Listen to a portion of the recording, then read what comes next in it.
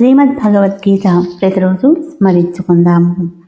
ఓం శ్రీకృష్ణ పరబ్రహ్మణే నమః. శ్రీమద్భగవద్గీత అథ తృతీయోధ్యాయః కర్మయోగః. 43వ శ్లోకం. ఏవం బుద్ధే పరం బుద్ధ్వా సంస్థాప్యాత్మానమాత్మనా జహి శత్రుం మహాబాహో కామరూపం దురాసతం.